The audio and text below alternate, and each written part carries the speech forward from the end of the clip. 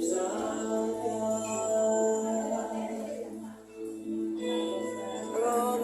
JDS Jakarta Timur saat ini kami akan berfellowship, akan beribadah di LCM di sini. Kami sudah siap untuk beribadah saat ini. Dari persiapan dulu, para audiens jemaat sedang makan siang. Kita berikan kesempatan supaya ada energi.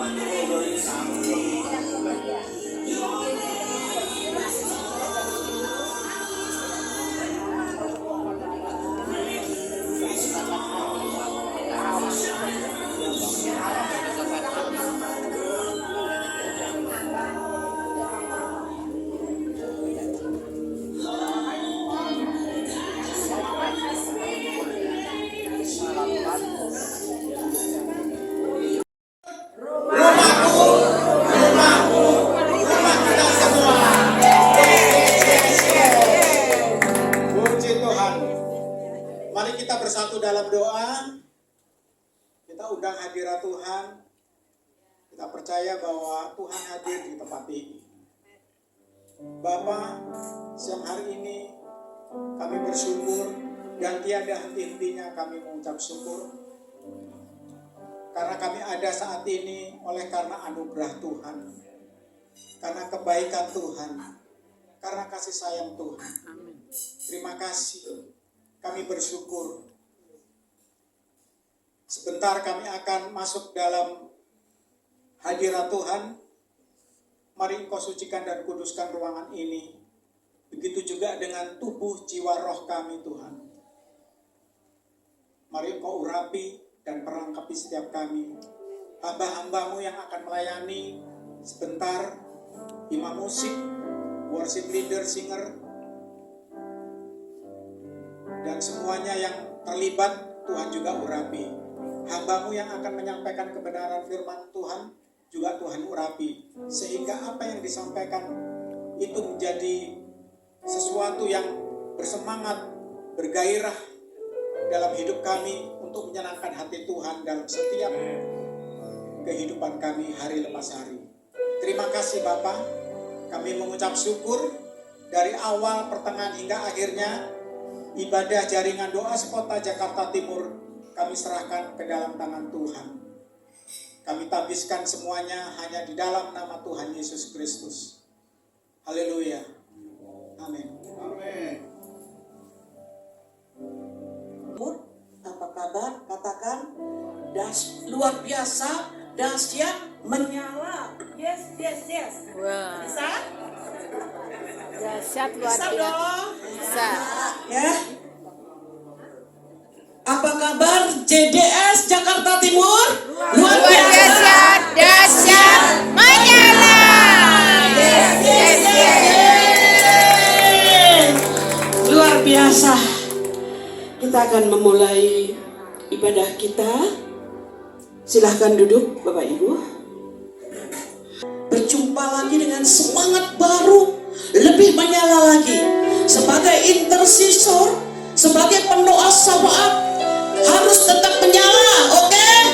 Ya, beri kemuliaan bagi Tuhan. Woo! Yes. Haleluya. Oh, kami mau menyembah Tuhan. Oh, ku menyembah-Mu.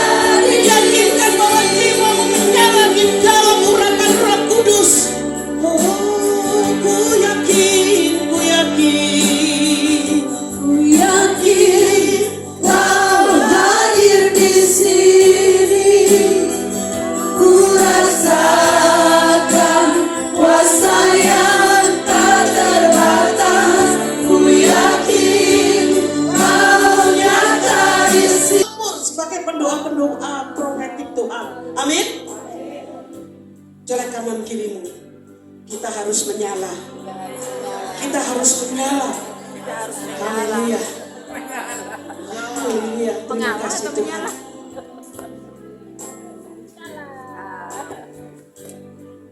Bapak Ibu yang dikasih Tuhan, ada event yang luar biasa ya. Nanti akan disampaikan hambanya bahwa sebagai pendoa syafaat ada hal-hal yang harus dikerjakan, dan pada awal pada pujian penyembahan roh kita harus dilengkapi dengan Roh Kudus yang menyala-nyala, membakar roh kita, membakar semangat kita. Amin. Amin. Kita akan berserah kepada Tuhan bahwa saat ini segala sesuatu jangan boleh karena kehendak kita. Serahkanlah kepada Tuhan. Haleluya.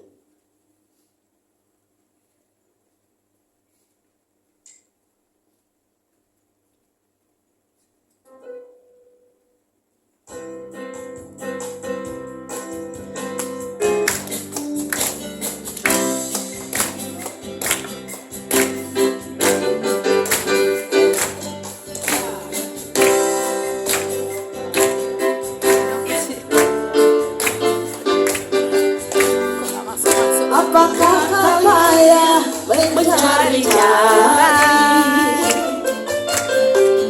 Apakah kau layak berdiri?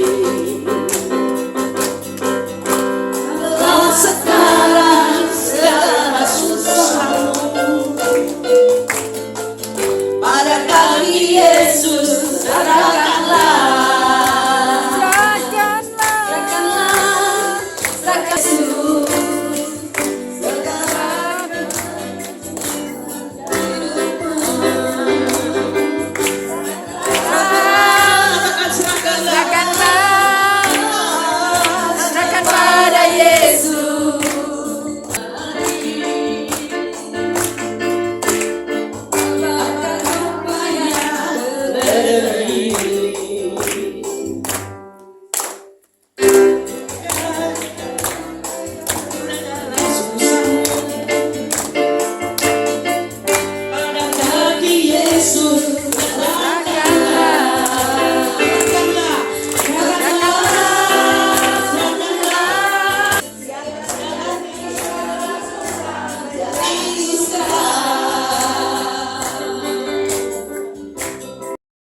Pada siang hari ini silahkan duduk, kita akan mendengarkan sebuah kesaksian yang Bapaknya tambah gemuk ya. Iya. Banyak makan roti. Berisi badannya. Ya, terima kasih buat doa Bapak Ibu sekalian. Kami berangkat ke Jerman hampir 40 hari. Misi utama memang adalah pelayanan. Karena saya sudah pernah sampaikan, tahun 2015 Tuhan taruh beban di hati saya untuk melayani Eropa. Dan 2018 anak saya dapat kesempatan untuk sekolah dan bekerja di Jerman. Dan sejak itu Tuhan membuka jalan, saya berkenalan dengan hamba-hamba Tuhan, dengan gereja, dengan keluarga-keluarga yang ada di Jerman. Dan akhirnya hampir tiap tahun kami ke sana. Ya, selain karena memang anak kami sekarang tinggal di sana, tapi bagi saya pribadi yang terutama adalah kami boleh melayani. Apa yang menjadi dasarnya adalah bahwa Eropa membutuhkan Injil kembali. Karena begitu banyak orang-orang Eropa yang sudah menjadi ateis, ya, gereja bangunannya tetap ada, bangunannya megah, tapi nyaris kosong. Bahkan karena kosongnya saudara, karena di sana tuh hampir setiap kecamatan gitu ya, atau hampir tiap kelurahan itu ada gereja. Jadi karena kosong, supaya gereja ini tidak terbengkalai, mereka ibadah pindah-pindah saudara. Jadi minggu ini di sini, minggu depan di sana, minggu depan di sana. Kenapa? Karena ada jemaat di sini mungkin ada 20, di sini 20, di sini 20. Sementara gereja itu kapasitasnya bisa 500 orang, 1000 orang gitu ya. Nah, jadi akhirnya mereka bilang gini, janjian nih 3 jemaat. Udah deh kita ibadah bergabungan tapi kita pindah-pindah. Nah, begitulah kira-kira bagaimana mereka gereja-gereja Jermannya ya.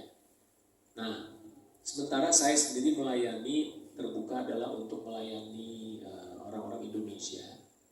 Karena saya pikir banyak orang Indonesia, mereka harus mengerti kenapa Tuhan bawa mereka ke sana. Saya bilang mungkin kalian datang dulu ke Jerman ini atau ke Eropa ini ada beberapa alasan. Satu, alasan studi. Karena udah studi selesai tetap tinggal di Jerman. Yang kedua, mungkin alasan pernikahan. Ya, menikah dengan orang Eropa. Yang ketiga, juga ada yang utama sebetulnya ini, alasan memperbaiki nasib. Ya kan, mereka kerja ke Eropa supaya hidupnya lebih baik. Tapi masalahnya adalah bagaimana kehidupan rohani mereka.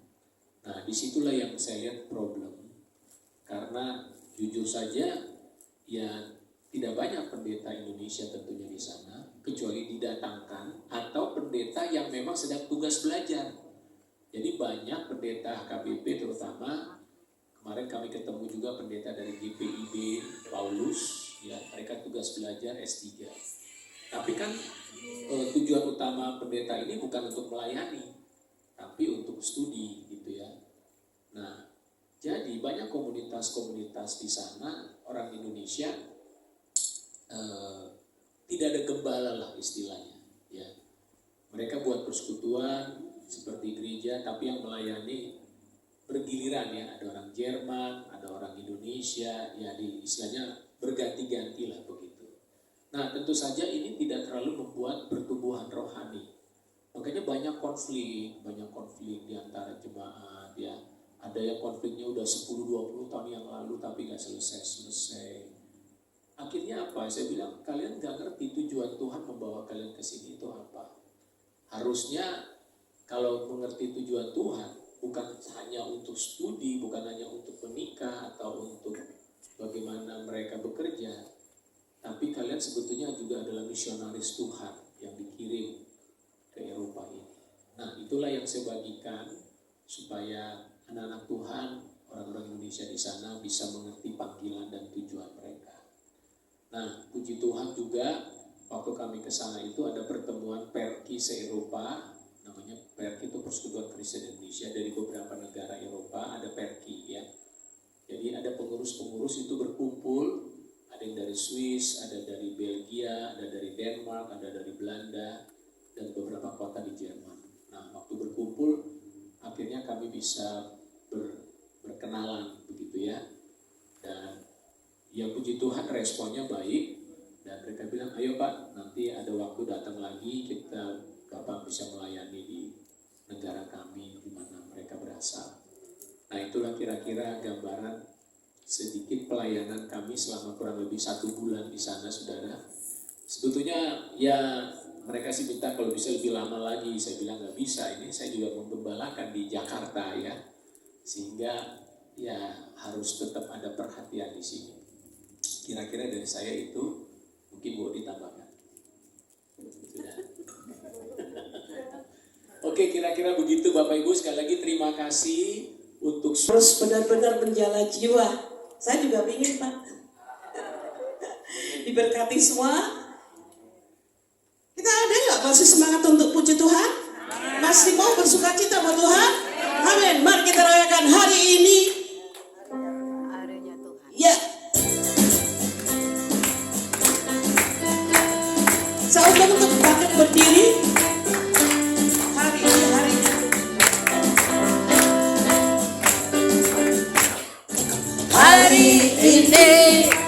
Hari ini harinya Tuhan, harinya Tuhan. Mari kita bersukaria. Hari ini harinya Tuhan, mari kita bersukaria. Hari ini harinya Tuhan. Bahasa Jawa.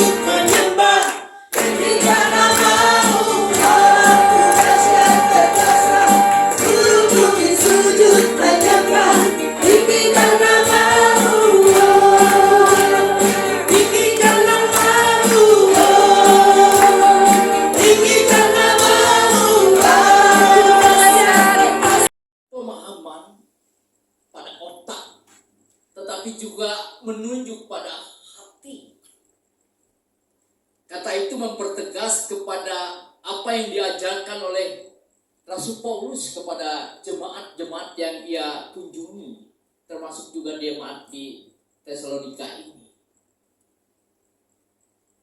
Dan tampaknya yang menjadi pergumulan jemaat di tempat ini adalah yaitu tentang kedatangan Kristus kembali, atau tentang kedatangan Kristus yang kedua kali.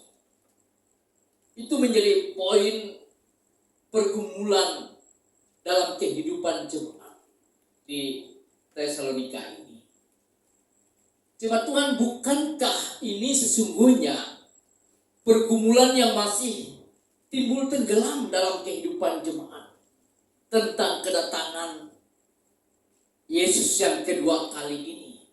Sesekali kita mendengar ini, Bapak Ibu, rupanya masih menggoda dan masih menjadi pertanyaan. Bagus-bagus saja, Bapak Ibu. Saya ambil contoh misalnya ketika saya menjalani masa pikaris tahun 98 di Kalimantan Barat, ya. Tahun 98 sampai tahun 2003 saya di Kalimantan Barat selesai pikaris. Bahkan setelah ditahbiskan menjadi pendeta tahun 2000, karena kami 2 tahun menjalani pikaris, saya juga dikembalikan di Kalimantan Barat. Yaitu ada semacam hal yang mengganggu jemaat, di mana dikatakan bahwa tanggal 2 bulan 2 tahun 2002 begitu ya, kegelapan menyelimuti bumi. Wah, banyak orang datang memborong minyak tanah. Oh, itu masih ada minyak tanah ya. Memborong lilin, membeli lilin-lilin, lalu meminta doa kepada pendeta. Kenapa? Saya bilang gitu. Karena kita akan mengalami kegelapan di tanggal itu. Wah, maka waktu itu saya juga belum menikah pula. Ya, itu mengganggu kehidupan jemaat, Bapak Ibu. Jemaat Tuhan yang saya kasih dalam Yesus Kristus, memang hal semacam itu masih ada. Tetapi persoalannya adalah apabila ajaran itu memunculkan efek negatif dalam kehidupan kita, dalam kehadiran kita.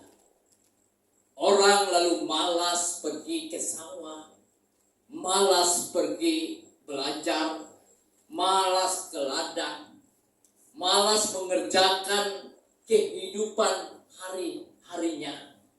Karena ajaran yang mengatakan bahwa untuk apa kita berada di dunia ini? Untuk apa kita melanjutkan kehidupan keseharian kita? Hari Tuhan, kedatangan Tuhan sudah dekat. Jemaat Tuhan yang saya kasih dalam Yesus, Rasul Paulus bukan mengabaikan hal yang bersifat eskatologis, karena itu juga bagian dari apa yang ia ajarkan kepada jemaat sebenarnya. Dan itu penting. Tetapi pemahaman itu bisa saja menjebak mereka sehingga mereka hidupnya pasif, hidup dalam kemalasan, hidup dalam ketakutan, dan akhirnya tidak memberi dampak kehadirannya di tengah-tengah di mana ia berada, entah di desa, entah di kota, dan seterusnya. Jemaat Tuhan yang saya kasih dalam Yesus Kristus, ini catatan penting pertama untuk kita memahami atau merefleksikan teks ini. Karena terkadang kita juga membuat jemaat hidup dalam ketakutan, hidup dalam was-was, dan akhirnya jemaat tidak mampu membangun kedewasaan hidupnya, menghadirkan dirinya di tengah dunia ini, dan tidak mampu mengaktualisasi imannya. Misalnya begini Bapak Ibu, yang sering sekali dikutip, dan kami juga gereja sering mengutip teks ini ketika persembahan misalnya. yaitu dari 2 Korintus 9 ayat 6. Wah, itu bagus sekali itu dikutip. Kalau dia benar mengutipnya, Bapak Ibu. Saya bacakan. Orang yang menabur sedikit akan menuai sedikit juga. Orang yang menabur banyak akan menuai banyak juga. Cuma Tuhan, penggalan teks itu memang menakutkan. Menakutkan Bapak Ibu. Menakutkan bagi orang miskin. Menakutkan juga bagi orang kaya. Kalau saya memberi terlalu sedikit, begitu ya. Padahal hanya itu yang saya miliki. Kalau saya memberi banyak Bapak Ibu, bukankah itu juga terlalu banyak? Cuma Tuhan yang saya kasih dalam Yesus Kristus. Padahal yang menjadi inti teks itu bukan masalah banyak dan sedikit. Tetapi pada ayat selanjutnya. Ayat selanjutnya mau mengatakan bahwa ajarkanlah mereka. Berarti ada tanggung jawab untuk mengajarkan kebenaran. Tetapi lebih daripada itu, dari ayat 7 mengatakan Allah sanggup, begitulah. Allah sanggup melimpahkan kasih karunia-Nya kepada kita. Jadi bukan pada banyak dan sedikitnya, tetapi pada kemampuan kita untuk mengajar banyak orang memahami firman Tuhan dengan baik, dan sekaligus juga melihat bahwa Allah sanggup memberi apapun dalam kehidupan kita. Artinya hidup kita ini dalam kedaulatan Allah, bukan karena apa yang kita miliki, bukan karena kita banyak uang, bukan karena kita punya banyak fasilitas, tetapi kehidupan kita ini adalah tergantung sebagai Allah pemilik kita. Dan itu sejajar dengan pemahaman Kristiani bahwa keselamatan itu hanya terjadi karena anugerah Allah. Jadi kita ini Bapak Ibu diselamatkan hanya karena anugerah Allah. Cuma Tuhan yang saya kasih dalam Yesus Kristus, tetapi itu juga bukan untuk membenarkan diri, untuk memberi sedikit begitu.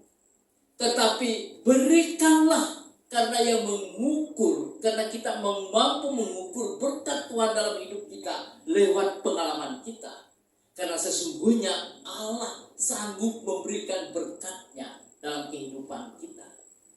Cuma Tuhan yang saya kasih dalam Yesus Kristus. Kita kembali kepada teks kita. Rasul Paulus menjawab dengan membuat satu circle, satu lingkaran yang luar biasa, yang tidak bisa dipisahkan satu dengan yang lain, sebagai satu ketaatan iman dan aktualisasi diri. Paling tidak saya mencatat 10 Bapak Ibu. Barangkali Bapak Ibu dari teks itu bisa mencatat lebih banyak lagi circle-nya. Circle ini mau mengatakan bahwa tetaplah berdoa itu tidak berdiri sendiri. Tetapi tetaplah berdoa itu adalah bagian dari circle yang harus dijalani oleh orang-orang Kristen, oleh kita, dimanapun kita berada. Yang pertama, menghargai mereka yang bekerja keras, menghargai para pemimpin. Seandainya kita, dan ini bukan seandainya, kita berada di kota ini ya, kita berada di kota ini, dan kita tinggal di kota ini. Ya memang kita menghargai para pemimpin kita. Bukan menghargai itu membenarkan yang salah ya, bukan. Bukan membenarkan yang salah. Tetapi memberi penghargaan karena mereka adalah para pemimpin kita. Itu dengan kritis. Hiduplah selalu damai bersama orang lain. Lalu ia katakan saling menegur, saling menghibur, dan hidup sabar dan seterusnya. Yang selanjutnya, hentikanlah lingkaran kekerasan itu. Yang selanjutnya, hiduplah dalam sukacita. Dan yang keenam, tetaplah berdoa. Cuma Tuhan, yang ketujuh, hiduplah selalu bersyukur. Jangan ada. Yang kedelapan, jangan anggap rendah nubuat-nubuat. Segala sesuatu itu harus diuji kebenarannya. Dan yang ke-10 dalam catatan saya, jauhilah kejahatan. Bapak Ibu, saya rasa bisa membahasakannya secara ulang, dan mungkin bukan hanya 10. Tetapi Rasul Paulus mengatakan, Bapak Ibu, kita berada dalam lingkaran itu, dan tetaplah berdoa itu tidak bisa dipisahkan dari lingkaran yang ada. Jadi dia boleh dikatakan saling berkelindaan. Jemaat Tuhan, catatan penting adalah kehadiran jemaat, ya, itu yang dimaksudkan oleh Rasul Paulus kepada jemaat di Filipi ini. Janganlah risau dan salah memahami kedatangan Tuhan. Jangan sampai membuat kalian hidup pasif dan tak berarti kehadiranmu. Tetapi kehadiranmu harus utuh. Keutuhan di dalam menghadirkan tubuh Kristus. Nah, itu titiknya Bapak Ibu. Kehadiran mereka menghadirkan tubuh Kristus. Apabila mereka berada di Tesalonika, mereka bukan hanya sekedar ada, tetapi mampu menghadirkan tubuh Kristus dalam kehidupan jemaat di mana mereka berada.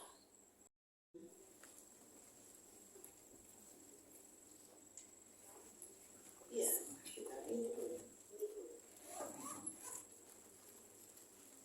kita akan berdoa bagi persembahan.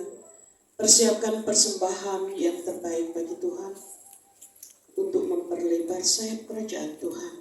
Bapak, terima kasih, berkati setiap tangan-tangan yang akan memberikan yang terbaik, baik itu pemberian kecil, pemberian besar. Tuhan tetap akan mengembalikan berkat berlimpah kali ganda kepada kami semua.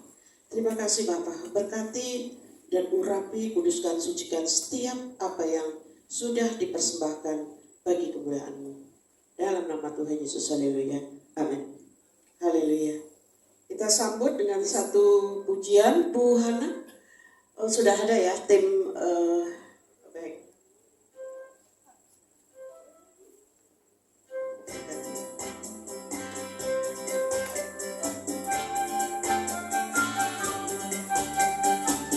Bapak Ibu, kita yakin bahwa anak cucu kita akan diberkati, amin.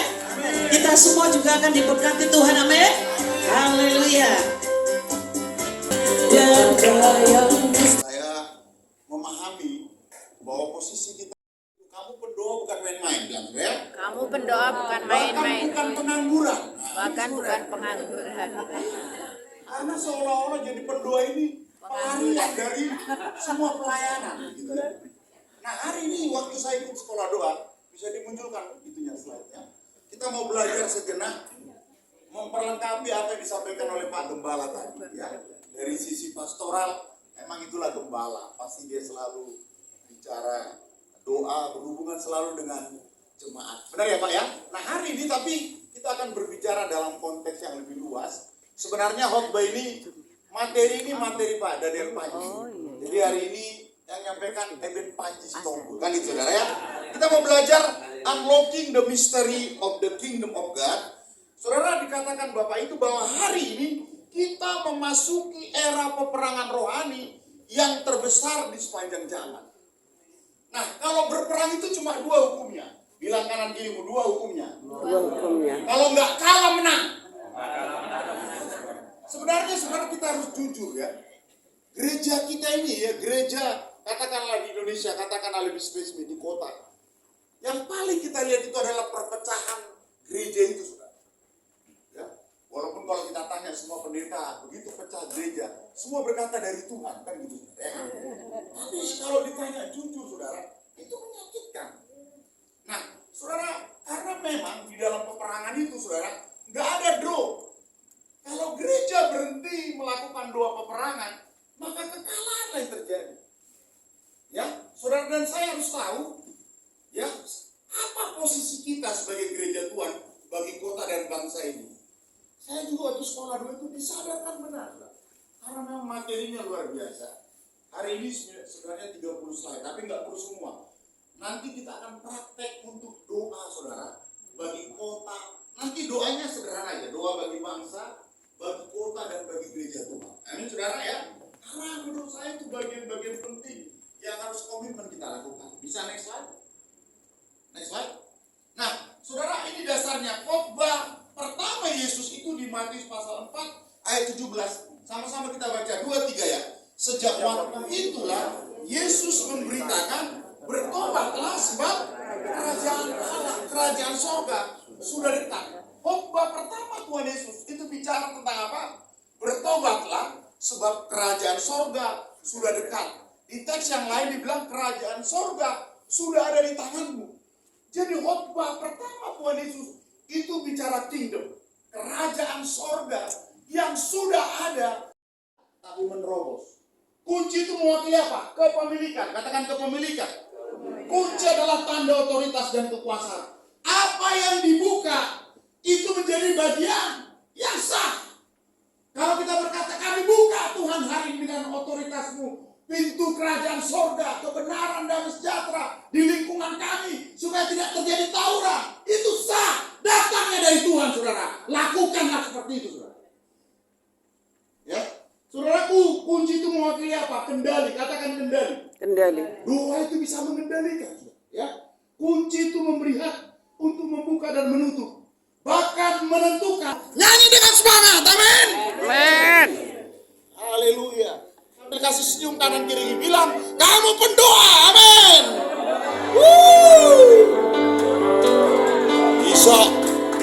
Di saatku tak berdaya, kuasamu yang sempurna, percaya saat itu nyata, bukan karena kekuatan, namun Roh-Mu ya Tuhan. Ketika ku berdoa, mujizat itu nyata, tak terbatas kuasa-Mu Tuhan, haleluya. Mujizat itu nyata, bukan karena kekuatan, namun Roh-Mu ya Tuhan. Ketika ku berdoa, ketika ku berdoa, ketika ku berdoa, ketika ku berdoa, ketika ku berdoa, mujizat itu nyata. Mari kita berikan sorak-sorai bagi Sang Raja. Haleluya. Bapak Ibu, hari ini mari kita bawa hati kita berdoa untuk negeri kita. Saudara, waktu saya bertanya ke Tuhan, Tuhan, apa yang terjadi bagi negeri kami? Saya mendapat kata pembiaran, saudara. Pemimpin negeri ini banyak melakukan pembiaran. Keputusan yang tidak bertanggung jawab. Banyak pembiaran yang terjadi. Dan akibatnya adalah kesengsaraan.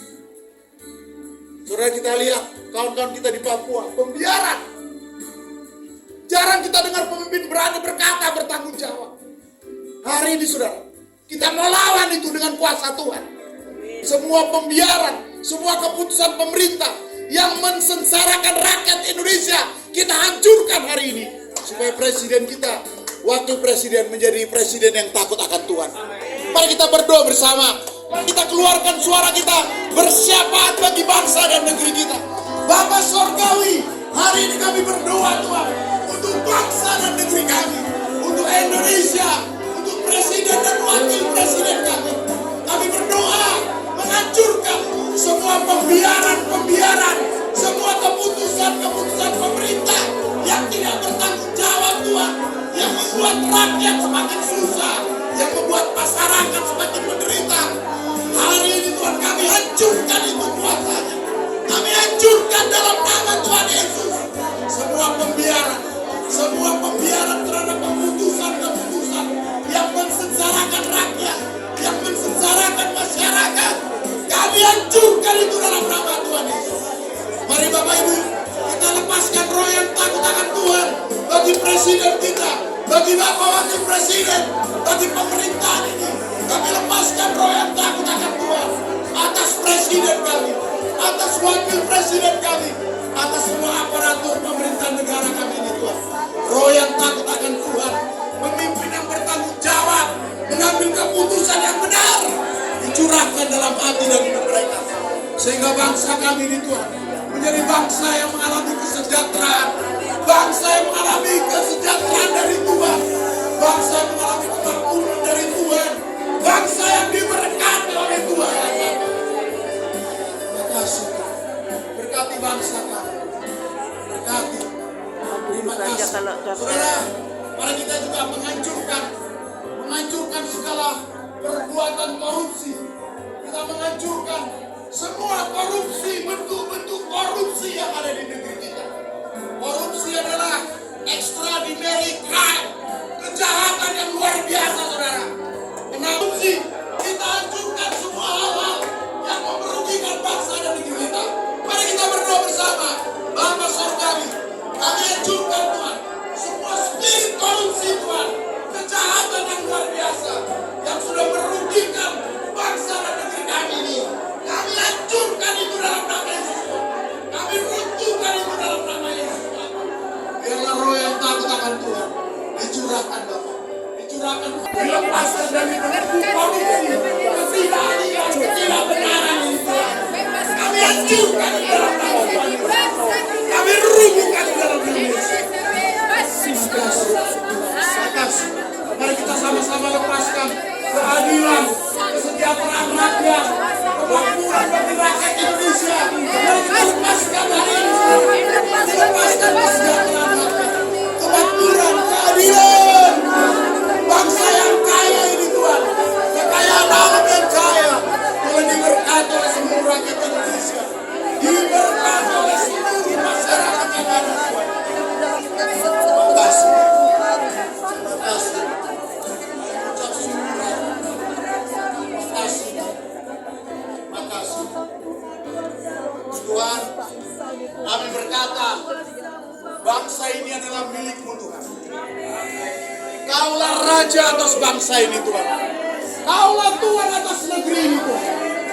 Itu sebabnya kami berkata Tuhan, kesewenang-wenangan manusia, tindakan-tindakan yang salah yang dilakukan oleh manusia, kami menolak itu dalam nama Yesus. Biarlah kendali kuasa Tuhan, kendali kuasa kebenaran-Mu, otoritas dari Tuhan sebagai Sang Raja, otoritas dari Tuhan Yesus. Berkati pemerintahan Bapak Prabowo dan Gibran. Berkati semua menteri yang ada. Berkati para gubernur dan bupati. Berkati Tuhan. Kami berkata mereka menjadi aparatur pemerintahan yang takut akan Tuhan. Mereka menjadi aparatur pemerintahan yang dikendalikan oleh kekuatan Sang Raja, kekuatan Tuhan kami. Karena bangsa ini milik Engkau Tuhan. Bangsa ini milik Tuhan Yesus sebagai Sang Raja. Terima kasih. Mari kita berkati juga kota kita Jakarta Timur, saudara. Kita lepaskan berkat Tuhan supaya tindak kriminal begal tidak terjadi, supaya narkoba, bahkan setiap dosa-dosa seks, dosa-dosa pelacuran yang masih berjalan melalui media tidak ada di kota kita ini, saudara. Tidak ada aborsi, tidak ada kejahatan curanmor. Kota kita diberkati oleh Tuhan. Bisnis, perusahaan, usaha diberkati oleh Tuhan. Mari kita berdoa hari ini. Bapa Surgawi dalam nama Yesus, kami menghancurkan Tuhan semua hal-hal yang tidak berkenan di kota kami. Kami menghancurkan segala bentuk hal yang tidak baik atas kota ini. Kami hancurkan dalam nama Yesus. Keluar dari kota ini. Kami rubuhkan kuasanya. Kami lepaskan hari ini keamanan, damai sejahtera. Kami lepaskan hari ini perubahan secara sosial. Kami lepaskan hari ini berkat Tuhan atas kota kami, atas Jakarta Timur. Kami lepaskan keamanan, bisnis, usaha yang dilakukan di kota kami diberkati oleh Tuhan Bapa. Kantor-kantor diberkati oleh Tuhan, bisnis, usaha diberkati oleh Tuhan. Kota kami, kota yang aman, kota yang diberkati Tuhan. Ekonomi berjalan dengan baik Tuhan. Kota yang bukan rawan, tidak ada kriminal, tidak ada begal, tidak ada pencurian. Kota kami dikuasai oleh kebenaran. Kami berkati Jakarta. Kami berkati wali kota kami. Kami berkati para camat. Kami berkati para lurah. Kami berkati semua aparatur yang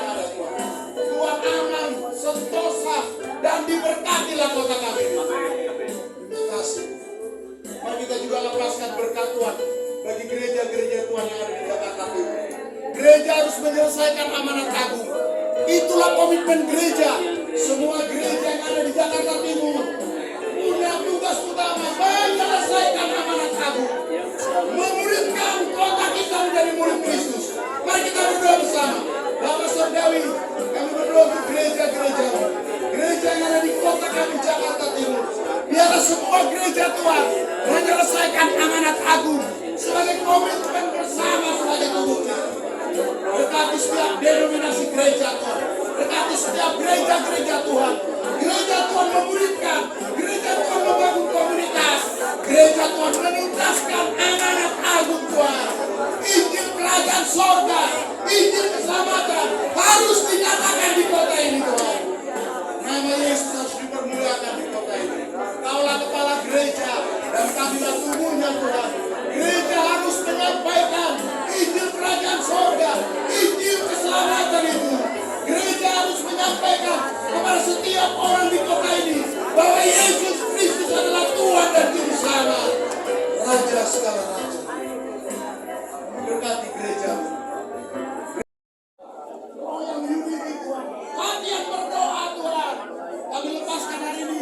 Kami adalah gereja Tuhan, memegang kunci otoritas itu Tuhan. Apa yang kami ikat di bumi akan terikat di surga. Dan apa yang kami lepaskan di bumi akan terlepas di surga. Kami memegang kunci, memiliki otoritas itu Tuhan. Mulai hari ini, doa yang penuh kuasa itu Tuhan diwujud nyatakan melalui kami sebagai tubuh. Berkati kami semuanya Tuhan. Pakai kami semuanya Tuhan. Jadi alat di tangan Tuhan. Menyelesaikan, menuntaskan amanat agung bagi kemuliaan nama Tuhan. Terima kasih Bapak Ibu. Begitu ada otoritas doa yang luar biasa. Percaya bahwa doa JDS Jakarta Timur menggetarkan surga. Amin. Roh Tuhan menyala-nyala. Kuasa dahsyat dan luar biasa. Jadi pada saat ini kita akan ada pengumuman. Silakan Willy. Baik, terima kasih Bu Lydia yang sudah memimpin kita. Puji Tuhan. Semangat!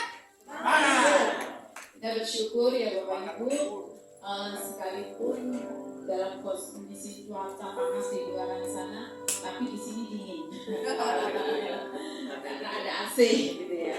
Baik, saya akan bacakan pengumuman yang terpenting, yaitu pengumuman retreat yang akan diadakan tanggal 28, 29, dan 30 September 2020. Di mana Engkau sudah menyatukan hati kami melalui doa dan pujian dan penyembahan. Bahkan kami sudah memasuki doa peperangan, doa syafaat untuk kota dan negeri kami. Tuhan, kami percaya Engkau menjawab, Engkau mendengar setiap doa-doa umat-Mu di tempat ini. Dan kami terus membawa Indonesia ke hadapan Tuhan. Bapa, berkatilah kami semua yang sudah hadir. Terima kasih untuk gereja Kalimantan Evangelis yang boleh melayani kami hari ini. Terima kasih Tuhan untuk hamba-Mu Pak Edi. Terima kasih Tuhan, pakailah kami semua. Bayangkan dapat uang 5 miliar. Ya. JDS Jakarta Timur, rumahku, rumahmu, rumah kita semua menyala. Yes, yes, yes. Haleluya. 5 miliar masuk ke rekening saudara semua. Cair, cair, cair, cair.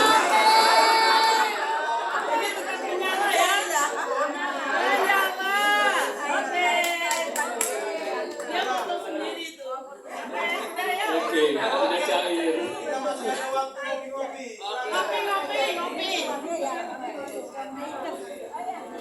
Bapak Ibu, kami mengundang hari Jumat ini ada Poin video.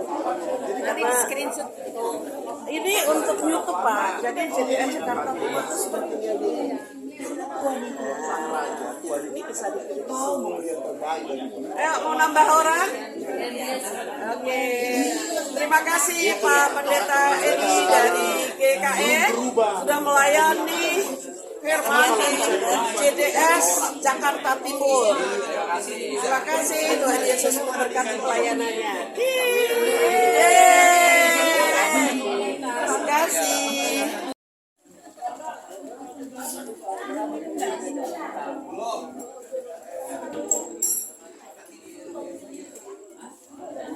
Ngopi-ngopi, ngopi-ngopi, ngopi-ngopi,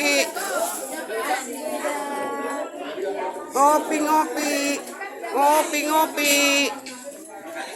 Bu, beli Bu.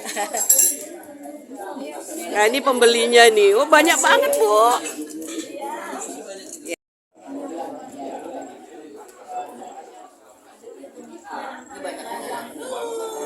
Sudah selesai juga.